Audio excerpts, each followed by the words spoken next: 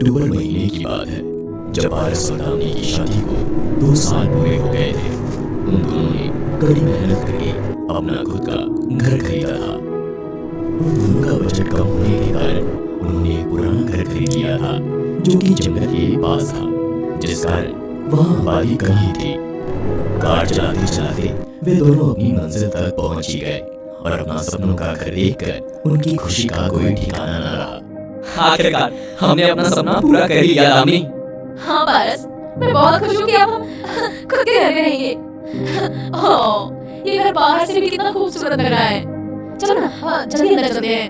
उन दोनों ने कार में से अपना सामान निकाला और घर का दरवाजा खोला। बड़ी ही खुशी के साथ घर में एंट्री की, लेकिन अंदर आते ही दामिनी को ऐसा लगा जैसे कोई काला साया उसकी ओर उड़ता हुआ आ रहा हो। दामिनी उस साए को देखकर बहुत ही डर गई और जोर से चीखकर अचानक बेहोश होकर फर्श पर गिर गई। पारस ने दामिनी को उठाया और बेडरूम में लाकर बेड पर लेटा दिया।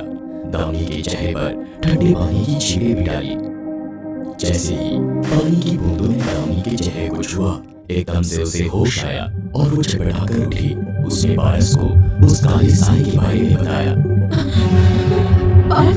पारस, वो क्या हुआ दामिनी? क्या हुआ तुम्हें? वो साया। कौन सा साया दामिनी? वो डरावना काला साया मेरी ओर आ रहा था पारस। मुझे ऐसा लग रहा था जैसे मुझे मार डालेगा। मुझे बहुत बुरा हो रही है पारस। साया? कौन सा साया दामिनी? वहाँ तो कुछ भी नहीं है। ये जरूर तुम्हारा वहम होगा। दामिनी की बातें सुन पारस को लगा कि ज्यादा थकान के कारण उसे यह भ्रम हुआ था। पारस ने दामिनी को समझाकर उसे आराम करने को कहा। यूं ही कुछ दिन बीत गए, लेकिन उस हादसे के बाद से दामिनी गुमसुम रहने लगी।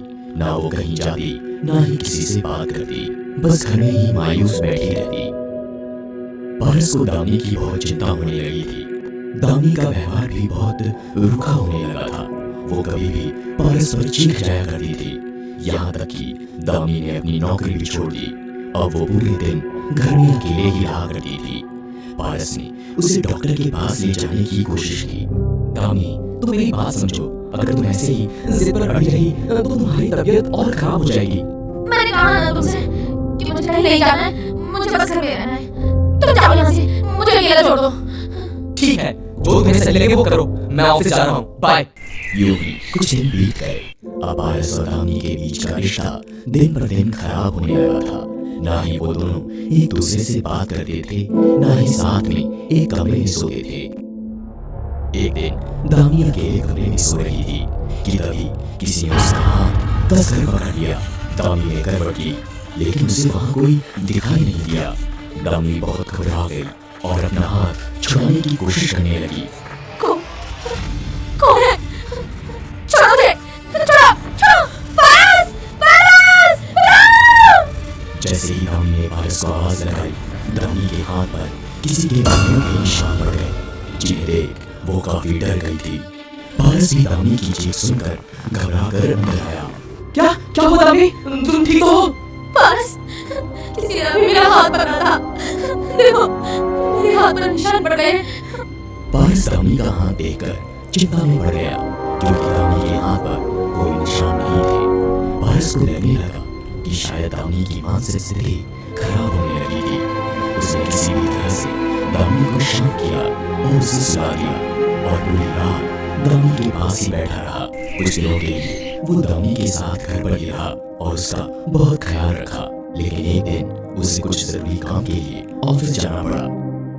उस दिन पारस को ऑफिस के काम से घर लौटने में देरी हो गई थी। उसी दौरान दामिनी अपने लिविंग रूम में बैठी टीवी देख रही थी। अब दामिनी का सुंदर चेहरा अपना निखार खो चुका था। उसकी आंखें सूजकर नीली हो चुकी थी और चेहरा पीला पड़ गया था। उसके शरीर और चेहरे पर कुछ मोटे मोटे दाने दिखाई पड़ रहे थे। रात के करीबन 12 बज रहे थे कि तभी केवल चला गया और अचानक सब शांत हो गया। यह खामोशी दामिनी का दिल दहला रही थी। दामिनी उधर किचन की ओर चलने लगी कि तभी पीछे से रूम का दरवाजा अपने आप खुल गया। दामिनी को दरवाजा खुलने की आवाज आई और डर से उसके पसीने छूटने लगे।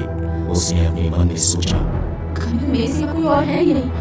फिर ये दरवाजा अपने आप कैसे खुल गया? दामी ने बड़ी हिम्मत करके पीछे मुड़कर देखा, लेकिन वहां तो कोई नहीं था। अंदर कमरे में घुप अंधेरा था। दामी ने अपनी लड़खड़ाती जुबान से पूछा, कौन है? कौन है वहाँ? लेकिन कोई जवाब नहीं मिला। उसने डरते हुए अपने कदम आगे बढ़ाना शुरू किया और बहुत गौर से कमरे में झांक कर देखने लगी, लेकिन अंधेरे के कारण उसे कोई दिखाई नहीं दिया।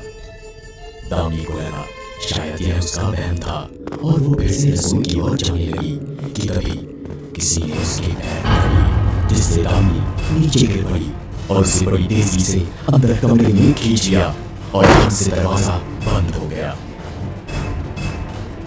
एकदम से सोने का दरवाजा फिर खुला। दामी डरती और बिलखती हुई फर्श पर रेंगती हुई कमरे से बाहर आने लगी, लेकिन कोई लड़की उसे पीछे से पकड़कर अंदर खींचने की भरपूर कोशिश कर रहा था।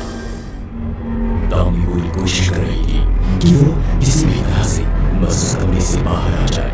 उसका संघर्ष साफ दिखाई पड़ रहा था और आखिरकार वो कमरे से बाहर आ ही गई, लेकिन कमजोरी और तनाव के कारण उसकी सांस फूल रही थी और उसके हाथ पैर ढीले पड़ने लगे।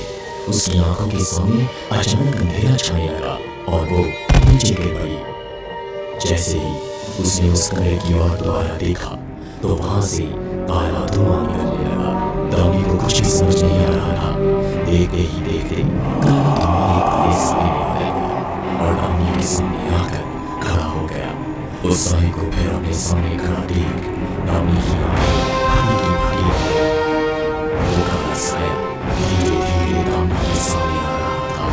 जैसे ही वो साया उसके चेहरे के एकदम करीब आया, दामी बहुत तेज चीखी और अपने चेहरे को अपने हाथों से छुपा लिया।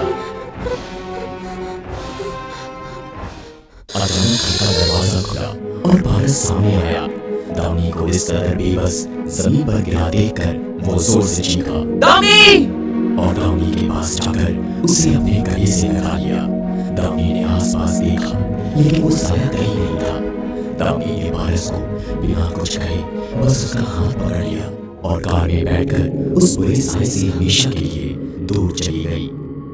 उस घर से दूर जाते ही दामी के दिल और दिमाग का भारीपन शांत हो गए। उन्हें आज तक मालूम नहीं पड़ा कि आखिर वो काला साया किसका था और उसके पीछे क्यों पड़ा। इस हादसे के बाद वह लौट कर उस घर में कभी नहीं